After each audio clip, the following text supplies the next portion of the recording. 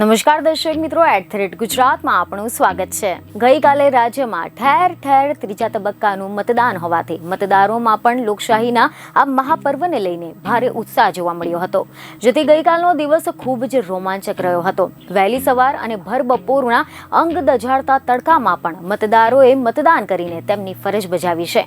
ક્યાંક વૃદ્ધ મતદાતાઓએ મતદાન કર્યું છે, તો ક્યાંક મતદારે તડકાથી બચવા માટે ગાદલા ઓઢીને મતદાન કર્યું છે, તો કેટલાક રાજાઓએ પણ મતદાન કરીને લોકશાહીના આ મહાપર્વની ઉજવણી કરી છે।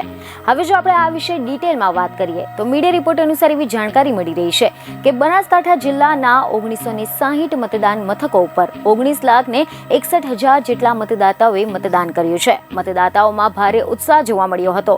જિલ્લામાં ક્યાંક વૃદ્ધ મતદાતાઓએ મતદાન કરીને પ્રેરણાના સ્ત્રોત બન્યા હતા, તો ક્યાંક તડકાથી બચવા માટે ગાદલા ઓઢીને મતદાન કરવા માટે લાઈનોમાં મતદાતા ઉભા રહ્યા હોય તેવા પણ દ્રશ્યો સામે આવ્યા છે।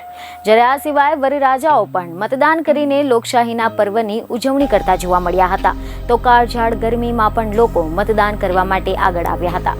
બીજને ખબરો સાથે ફરી મળીશું। ધન્યવાદ।